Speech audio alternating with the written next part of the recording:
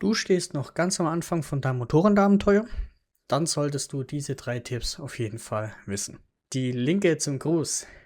3 Tipps, die dir auf jeden Fall als Motorradfahranfänger weiterhelfen werden. Und wenn du bis zum Ende bleibst, dann habe ich noch eine kleine Überraschung für dich. Und zwar, wie du in deinem Abenteuer das ein oder andere Mal auch ein bisschen abkürzen kannst. Fangen wir an mit meinem ersten Tipp, und zwar am Anfang zu viel wollen. Ich weiß es und ich kenne das Gefühl. Du bist ziemlich am Anfang, du stehst in den Startlöchern und willst direkt losgeben und volle Power machen, willst auf jeden Fall nichts verpassen, alles aufnehmen, was geht und einfach nur fahren, fahren, fahren. Aber ehrlich gesagt, gibt es da ein paar Abkürzungen, die verrate ich dir auf jeden Fall am Ende noch. Allerdings brauchen auch diese Abkürzungen Zeit. Wichtig für dich ist, dass du dir und deinem Abenteuer Zeit gibst. Du wirst nicht von heute auf morgen super Motorradfahren lernen. Das Ganze braucht einfach Zeit. Bei mir hat es auch ungefähr 3 Saisons gebraucht, bis ich irgendwann mal so das Gefühl hatte, ja, ich glaube, so langsam läuft es wirklich geschmeidig. Und ich habe tatsächlich regelmäßig trainiert, beziehungsweise bin auch sehr viel im Jahr gefahren. Wichtig ist, wenn du dir Zeit gibst, vor allem bei Fahrtechniken, die müssen sauber und ordentlich sitzen, und zwar so sehr, dass es für dich fast schon ist wie Atmen. Es gibt so ein paar Dinge, die ich persönlich Motorradfahranfängern am Anfang noch nicht empfehle. Zwar könnt ihr das in euer Abenteuer mit aufnehmen, allerdings vielleicht nicht direkt gleich am Anfang. Dazu zählen zum Beispiel so Abenteuer wie Serpentinenfahren. Ihr habt einen Freund, einen Kumpel, einen Mann, Frau, wie auch immer, mit denen ihr mitfahrt. Und in den ersten paar Monaten, wo ihr angefangen habt, fahrt ihr direkt die erste Serpentine. Serpentinen zu fahren macht sehr viel Spaß, gar keine Frage. Nur ist das eine Herausforderung, die wirklich geübt und vorbereitet sein muss. Dann habe ich schon die Frage bekommen, ob man denn als Fahranfänger Pitbike fahren kann. Pitbike fahren an sich macht echt ziemlich viel Spaß, muss ich ganz ehrlich sagen. Aber das ist auch so ein Punkt, von dem ich am Anfang etwas abraten würde. Die meisten Veranstalter, sicherlich nicht alle, aber die meisten haben eine gewisse Gruppe an erfahrenen Motorradfahrern und dann kommst du da als Anfänger auch mit rein. Die fahren an dir vorbei, überholen dich und so weiter. Und Pitbike-Fahren an sich hat auch teilweise einfach damit zu tun, dass du mit einem gewissen Tempo unterwegs bist, damit auch beispielsweise die Reifen warm bleiben, wenn du auf einem rutschigen Hallenboden unterwegs bist. Und naja, als Fahranfänger fährt man noch vorsichtig und dann sind genau solche Punkte wirkliche Störfaktoren, wo einfach der Trainingseffekt gar nicht vorhanden ist. Was ich dir auch am Anfang nicht empfehlen würde, ist über das Thema Knieschleifen nachzudenken. Es gibt tolle Dinge da draußen, die man wirklich trainieren kann und die, wenn man die drauf hat, dann hat man durchaus mehr Werkzeuge in seinem Werkzeugkasten drinne. Allerdings so Themen wie Knieschleifen oder Wheelie oder Stoppie und andere Stunts ist am Anfang noch nicht angebracht. Ihr müsst davor noch ganz andere Grundlagen lernen, wie zum Beispiel ordentliches Bremsen, gute Schräglage, richtige Blickführung, gute Körperhaltung und desgleichen. Deswegen distanziert euch gerne am Anfang von diesen Themen, aber vergesst sie nicht. Das sind so Techniken, die gehören zwar nicht in Straßenverkehr, aber ich bin immer der Meinung, das, was man mal kann und das, was man mal hat und verstanden hat, das kann nicht schaden. Und dann auch ein Punkt, der sehr, sehr wichtig ist: Wenn ihr Ausfahrten macht, sucht euch ganz genau raus, mit wem ihr fahrt. Nicht jeder Motorradfahrer ist am Anfang geeignet, mit euch mitzufahren. Das hat einfach damit was zu tun, dass bei vielen Motorradfahrern schon eine gewisse Routine ist und die fühlen das dann ein bisschen als Langeweile, wenn die dann einen Fahrerfänger dabei haben, der halt beispielsweise nicht mit 120 um die Kurve fährt, sondern nur mit 80. Deswegen sucht euch wirklich auch Partner und Gruppen raus oder Leute raus, die absichtlich langsam fahren können und damit auch keinen Stress haben. Grob über den Daumen geschätzt sind 90% der Motorradfahrer am Anfang tatsächlich nicht geeignet für euch. Das heißt, wenn ihr irgendwie euer Dad, euer Freund und so weiter, wenn die Geduld haben, mit euch mitzufahren, dann könnt ihr das Ganze tun. Aber vermeidet zum einen große Gruppen, weil das ist sehr, sehr viel Input, der da auf euch zukommt. Müsst auf sehr viel achten.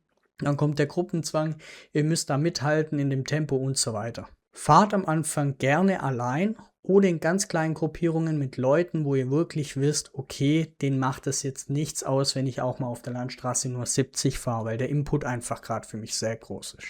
Das sind alles so Themen, die da mit reinzählen, dass einfach gewisse Dinge Zeit brauchen. Wenn ihr mal diese Chronologie entlang geht, dann gibt es einfach gewisse Dinge, die solltet ihr am Anfang noch nicht tun oder die empfehle ich einfach noch nicht zu tun, aber ihr braucht sie nicht ausschließen. Die kommen alle später, gar kein Problem. Aber das ist genau der Weg, euer Abenteuer, das ihr bestimmen könnt, wo ihr selber bestimmen könnt, wollt ihr einen schweren Weg oder wollt ihr am Anfang gleich alles richtig machen und sogar den einfacheren Weg einschlagen. Kurz vielleicht erklärt, warum das Ganze einfach Zeit braucht. Das Training braucht Zeit, die Eindrücke brauchen Zeit und so weiter. Nehmen wir mal das Beispiel Schräglage. Schräglage ist ein Punkt, den hat nicht jeder Mensch natürlich eingebaut, sondern den müsst ihr wirklich trainieren. Das heißt, da braucht ihr schon mal Zeit, um eine gute Schräglage und eine sichere Schräglage hinzubekommen. Das müsst ihr wirklich trainieren. Das gleiche natürlich wie beim Bremsen, Vollbremsung und desgleichen. Motorradfahren an sich ist ein sehr praxisorientiertes Hobby. Da bringt die Theorie ziemlich wenig, wenn ihr nur Theorie lernt. Das müsst ihr wirklich durch Praxis untermauern. Zwar ist es gut, mal zu verstehen, warum das Ganze so ist, wie es ist, aber Praxis hilft in dem Moment sehr viel weiter. Kommen wir zum Tipp Nummer 2, das richtige Motorrad. Es ist natürlich die Frage, was ist denn das richtige Motorrad? Und es gibt zahlreiche Videos darüber, die ihr wirklich alle mal anschauen könnt, um eure Meinung dazu zu bilden. Grobe Daumenregel. Das richtige Motorrad ist das Motorrad, das zum einen zu euren Fähigkeiten passt, dann zum Anwendungszweck und zum dritten zu den physischen Gegebenheiten von eurem Körper beispielsweise, ob ihr groß seid, klein seid, ob ihr viel Kraft habt oder wenig Kraft. Ich nenne jetzt einfach mal 3 Beispiele, damit ich euch das extrem davon erklären kann. Das erste Beispiel ist eine super Sportmaschine im Offroad-Bereich. Funktioniert zwar, wie ihr in dem Video seht, allerdings könnt ihr euch vorstellen, dass das jetzt nicht der optimale Fall ist, wie man dieses Motorrad in diesem Bereich bewegen sollte. Zum zweiten Video, auch hier seht ihr, GS funktioniert. Man kann auf großen Motorrädern fahren, wenn man zu klein ist. Man kann sich diese Technik erarbeiten, gar kein Problem. Aber tut euch am Anfang wirklich den Gefallen und holt diese Messlatte weit nach unten, dass ihr nicht so riesige Herausforderungen habt, mit denen ihr zu kämpfen habt. Es gibt natürlich so Sachen, wo ihr sagt, aber das Bike, das liebe ich und ich will es unbedingt fahren. Aber wenn euch das Motorrad zu groß ist und ihr am Anfang steht, dann habt ihr wirklich das Problem, dass ihr keinen sicheren Stand habt. Und der Impact daraus, der resultiert darin, dass ihr unsicher im langsamen Fahrbereich unterwegs seid, umkippen könnt, Serpentinfahrten für euch No-Go werden und desgleichen. Deswegen tut euch wirklich den Gefallen, holt euch eine Maschine, die zu eurer Körpergröße beispielsweise passt. Und dann noch ein Punkt, holt euch eine Maschine, die zu euren Fahrfertigkeiten passt. Es ist nicht gesagt, dass eine Maschine, die nur 48 PS hat beispielsweise, zu untermotorisiert ist. Ihr müsst wissen, da draußen gibt es sehr, sehr viele Motorradfahrer, die fahren auch große Maschinen und das ist auch okay so. Nur haben die teilweise mit den großen Maschinen wirkliche Herausforderungen, dass sie selbst nach jahrelanger Motorraderfahrung diese Maschine nicht unter Kontrolle haben. Ich persönlich bin der Meinung, jemand, der eine Maschine hat, die einfach 200 PS hat und der mit 250 Sachen über die Landstraße fährt, bin ich nicht der Meinung, dass der seine Maschine in dem Moment unter Kontrolle hat. Ihr müsst von dem Punkt einfach ausgehen, Motorradfahren und das Abenteuer an sich muss ja auch nachhaltig für euch sein. Deswegen schaltet am Anfang lieber einen Gang runter, holt euch eine leichte Maschine, holt euch gerne auch eine gebrauchte Maschine, die auch mal umkippen kann, ohne dass ihr Privatinsolvenz anmelden müsst und lernt dabei wirklich die Grundbasics. Und wenn die sitzen, wenn ihr gut durch Serpentin fahren könnt, im langsamen Fahrbereich gar kein Problem habt, wenig Fahrfehler habt, eine saubere Kurvenlinie habt und desgleichen, dann könnt ihr gerne auch aufstocken, ist gar kein Problem. Aber macht euch am Anfang nicht das Leben schwer, indem ihr die beste Karre holt, am meisten PS hat, am größten und am schwersten ist, die sowieso nicht zu euch passt. Das Allerwichtigste bei der Motorradauswahl ist, dass ihr ausprobiert. Ihr werdet irgendwann mal auf dem Motorrad drauf hocken, wo ihr sagt, ja, genau die ist es. Das wird euer Motorrad und das merkt ihr wirklich, indem ihr einfach viel ausprobiert. Es gibt gängige Modelle, die euch einen Gefallen darin tun, dass einfach der Service beispielsweise günstig ist, die Ersatzteile günstig sind, wenn man das Motorrad umfliegt, dass nicht gleich was kaputt geht. Aber beispielsweise bei einer Ducati Panigale, wo einfach vorne der Wing abbricht, wenn sie euch umfällt, das tut dann schon ziemlich weh. Also, wie gesagt, das Motorrad muss zu euch passen, nicht andersrum. Eine Sportler lässt sich beispielsweise durchaus durch das Stilfzer Joch bewegen, nur ist die Herausforderung dabei immens groß. Ihr habt einen kurzen Lenker, ihr habt einen sehr, sehr kleinen Winkel, wo ihr lenken könnt und ihr müsst hohe Schräglagen haben, damit ihr das Motorrad gut in eine Kurve reinkriegt. Anders gesagt, durch den breiten Radstand von einer Sportler fährt die sich teilweise im langsamen Fahrbereich wie ein Panzer, wenn man es nicht kann. Und zum Thema, das Motorrad muss zu euch passen. Ihr habt natürlich die Möglichkeit, das Motorrad auch auf euch einzustellen. Ihr könnt Motorräder tiefer legen, ihr könnt andere Fußrasten hinmachen, ihr könnt die Armaturen verändern und desgleichen. Das sind alles Maßnahmen, die ihr durchführen könnt, damit das Motorrad noch besser auf euch passt. Achtet darauf. Achtet wirklich drauf, wenn euch die Handgelenke wehtun, dass ihr beispielsweise die Hebel nochmal verstellt oder überprüft und desgleichen. Es gibt nichts Schlimmeres, wie wenn ihr auf Motorrad drauf hockt und euch gar nicht so wirklich wohlfühlt, aber das Motorrad halt irgendwie cool ist. Das bringt dann keinem was. Und wir kommen zum Tipp Nummer 3, Selbstüberschätzung. Motorradfahren ist ein risikoreiches Hobby. Gar keine Frage. Umso wichtiger ist es vor allem für euch als Fahranfänger, dass ihr genügend Reserven übrig habt. Eins der Punkte, mit denen man sich gerne überschätzt, ist tatsächlich die Ausfahrtzeit. Also wie lange sitzt ihr denn eigentlich schon auf dem Motorrad? Man unterschätzt es gerne bei langen Ausfahrten, wenn man mal mit Freunden, Kollegen und so weiter unterwegs ist, dass dann Folgendes passiert. Man fährt 1,5 Stunden Motorrad, fühlt sich gut, das Wetter ist geil und so weiter und auf einmal geht die Konzentration den Berg runter. Und das Ganze kann wirklich innerhalb von Minuten passieren, was dann wirklich sehr, sehr überraschend kommt. Deswegen ist mein Tipp am Anfang hierbei, tastet euch langsamer heran. Ihr habt am Anfang sehr, sehr viele Inputs, die ihr verarbeiten müsst. Der Verkehr, die Straße, die richtige Technik, Kurvenlinie und desgleichen. Da passieren sehr, sehr viele Dinge. Und die müsst ihr erstmal im Kopf verarbeiten.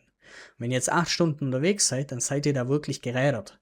Deswegen nehmt euch am Anfang wirklich die Zeit, Motorrad zu fahren, aber fahrt nicht direkt am Anfang gleich 8 Stunden, sondern versucht das Ganze einfach langsam zu steigern, dass ihr mal eine Ausfahrt von 1,5 Stunden macht, dann könnt ihr mal eine Pause machen und dann könnt ihr noch gucken, wie ihr drauf seid. Und wenn es dann nicht mehr so ganz passt, dann schaut, dass ihr irgendwo in der Umgebung seid, dass ihr in einer halben Stunde wieder daheim seid. Weil das Allerschwierigste ist, wenn ihr sehr, sehr weit weg seid, eure Konzentration völlig nachlässt und ihr dann noch heimkommen müsst. Das wird dann tatsächlich sogar ein bisschen unsicher.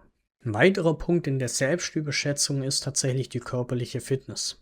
Klar, auf dem Motorrad nur drauf zu sitzen und zu fahren, ist jetzt vielleicht nicht so mega anstrengend für den Körper. Allerdings vielleicht bei 30 oder 35 Grad auf dem Motorrad zu sitzen, das kann dann sehr, sehr schnell anstrengend werden. Deswegen auch für euch, Pausen machen, viel trinken, genügend Essen haben. Ein Tipp an die Männer, nehmt immer einen Riegel mit, weil wenn die Frau Hunger hat, dann wird die Motorradtour nicht mehr lustig. Und zum dritten Punkt der Selbstüberschätzung, wählt die richtigen Strecken aus. Ein Fahranfänger tut sich wirklich sehr schwer, wenn er Stilfzer Joch durchführt. Das sage ich ganz offen. Das müsst ihr davor mal trainiert haben und ihr braucht eine gewisse Erfahrung, damit ihr auch wisst, dass ihr in der Kurve, die gerade eine 180-Grad-Kehre macht und ungefähr um 3 Meter nach oben geht, dass ihr auch in der Kurve anhalten könnt.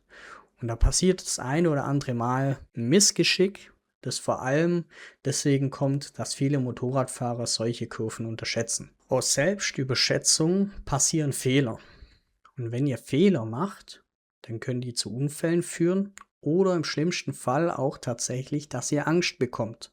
Und Angst ist eins der schlechtesten Dinge auf dem Motorrad. Ihr solltet euch wirklich die Zeit geben, und damit kommen wir wieder zu Tipp Nummer 1, dass ihr eine ordentliche Fahrtechnik euch heranarbeitet und dass ihr euch den Respekt für die Straße, für gewisse Situationen und so weiter aufbaut und keine Angst dabei habt. Dass ihr einfach wisst, alles klar, ich habe das schon gemacht, alles super, aber ich brauche jetzt nicht Angst haben. Und ich brauche mich auch nicht so am Lenker festkrallen. Wenn ich euch jetzt ein bisschen scharf drauf gemacht habe, zu trainieren oder gewisse Dinge auszuprobieren, dann schaut gerne mal bei mir in der Akademie vorbei. Da habe ich zum einen Module, die darüber gehen, was könnt ihr beachten, wenn ihr euch fürs Motorradfahren entscheiden möchtet, beim Thema Fahrschule, oder was könnt ihr auch nach dem Thema Fahrschule beachten, beim Motorradkauf, Klamottenkauf und desgleichen. Die Akademie wächst mit euch, also stellt mir gerne jederzeit Fragen, die ihr habt, vor allem auch als Fahranfänger. So, und jetzt kommen wir zum Ende, den kleinen Bonus, den ich euch am Anfang versprochen habe. Wie könnt ihr jetzt in eurem Abenteuer abkürzen, damit ihr sogar schneller ein bisschen zum Ziel kommt, was das sichere Motorradfahren angeht? Der erste Punkt ist tatsächlich regelmäßig zu trainieren. Ich habe dazu schon ein Video gemacht, was es bedeutet zu trainieren. Das kann natürlich schon auf der Landstraße sein, dass ihr euch einfach reflektiert. Damit fängt das Ganze schon an. Aber ihr solltet einfach regelmäßig das Ganze machen, weil dadurch nimmt natürlich die Lernkurve deutlich besser zu. Dann natürlich zum zweiten Punkt, wählt das richtige Motorrad. Das ist tatsächlich unglaublich wichtig. Ich sehe sehr, sehr viele Motorradfahrer und Motorradfahrerinnen, vor allem auch in meinen Kursen, wo ich oft mir immer wieder denke, das Motorrad ist jetzt vielleicht nicht das Richtige für dich. Beispielsweise eine Kawasaki ER6N oder eine RSV 650, das sind so Motorräder, so wirkliche Allzweckwaffen, die sehr, sehr gutmütig sind. Wenn man jetzt hingegen irgendwie eine S1000 Doppel-R hat oder eine Panigale oder ähnliches, dann wird das erste Training tatsächlich wirklich zur Herausforderung. Und deswegen sage ich, diese Motorräder würde ich einem Fahranfänger jetzt nicht empfehlen. Und der letzte Punkt, der euch ein bisschen abkürzen lässt, ist, dass ihr Motorradfahren als praxisorientiertes Hobby seht. Was ich damit meine. Motorradfahren an sich lebt davon, dass ihr es ausführt. Es bringt nichts, wenn ihr einmal im Jahr auf dem Hobel sitzt und sagt, heute mache ich eine Ausfahrt. Wenn ihr dann noch das Ziel habt, ein sicherer Motorradfahrer zu sein oder zu werden, dann habt ihr ein Problem damit, weil ihr verlernt im Laufe der Zeit einfach gewisse Dinge und ihr rostet da ein. Deswegen auch hier wieder zu Punkt 1, Regelmäßigkeit ist da wichtig. Die Praxis regelmäßig auszuführen, dass ihr auch öfters mal eine Ausfahrt macht, öfters mal trainiert und desgleichen. Nicht nur einmal im Jahr, sondern auch gern mal mehrmals die Woche, damit ihr da einfach ein paar Kilometer drauf bekommt, Erfahrung sammelt, Input sammelt und so weiter. Und dann steht euch auch nichts im Weg, was einen sicheren Motorradfahrer ausmacht. Ihr habt auf eurem Abenteuer als Motorradfahrer 3 Dinge, auf die ihr achten könnt im Allgemeinen, die darüber bestimmen, wie gut ihr werdet, ob ihr Unfälle haben werdet, ob ihr genügend Reserven haben werdet, ob ihr Spaß haben werdet oder wie auch immer. Der erste Punkt ist tatsächlich die Fähigkeit. Die Fähigkeit, euer Motorrad zur Situation angepasst zu bedienen. Eine richtige Fahrtechnik an den Tag zu bringen in dieser Situation, wo ihr diese Fahrtechnik benötigt. Der zweite Punkt ist tatsächlich das Material oder auch die Umgebung, in der ihr seid. Das heißt, ihr habt das richtige Motorrad, ihr habt dazu die richtige Fahrtechnik zu der passenden Situation. Wenn es jetzt kalt ist und rutschig ist, fahrt ihr langsamer. Wenn es jetzt schottrig ist oder auch hügelig ist, dann steht ihr auf oder bringt Druck auf eure Beine und desgleichen. Und als dritter, das ist eigentlich meiner Meinung nach der wichtigste Punkt und den versuche ich tatsächlich in diesem Video ein bisschen zu vermitteln, ist eure persönliche Einstellung zu dem Ganzen. Wenn ihr jetzt von Anfang an sagt, hey, ich bin zwar Fahranfänger, aber ich brauche kein Training, dann ist es meiner Meinung nach die falsche Einstellung. Nicht umsonst trainieren MotoGP-Fahrer regelmäßig. Es ist euch überlassen, wie ihr das Ganze angeht. Ihr könnt das beste Motorrad kaufen. Ihr könnt auch das größte Motorrad kaufen. Ihr müsst nicht trainieren. Das sind alles so Punkte, die für euch offen stehen. Nur habe ich die Erfahrung gemacht, dass wenn ihr diese Punkte beachtet, verinnerlicht und auch ausübt, wirklich praxisorientiert ausübt, dass ihr schnellere Lernkurven habt und dass ihr schneller zu einem sicheren Motorradfahrer werdet, wo ihr in gewissen Situationen kommt und einfach nicht sagen müsst, so, oh, jetzt stehe ich völlig unter Druck, sondern ihr bleibt dann immer gelassen und gediegen, selbst in der englischen 17. So, das waren jetzt mal ein paar Tipps für euch als Fahranfänger zusammengefasst. Natürlich sind diese Fahranfänger auch wichtig für Erfahrene, aber es gibt den einen oder anderen Motorradfahrer, der es immer besser weiß, ist ja ganz klar. Deswegen möchte ich für euch am Anfang einen Weg bereitstellen, den ihr beachten könnt oder den ihr verwenden könnt, um euch daran zu orientieren, dass ihr einfach gut darin werdet, was ihr macht. Ich wünsche euch auf jeden Fall ganz, ganz viel Spaß auf eurem Abenteuer Motorrad. Ich wünsche euch ganz viel Spaß beim Trainieren. Ich hoffe, euch hat das Video soweit geholfen. Wenn ja, lasst auf jeden Fall gerne einen Daumen nach oben da. Schreibt auch gerne mal in die Kommentare, was ihr bisher für Erfahrungen gemacht habt. Ob die Punkte euch was bringen oder ob ihr eher sagt, das ist totaler Quatsch. Und in diesem Sinn, die Linke zum Gruß. Bis dann, Antenne.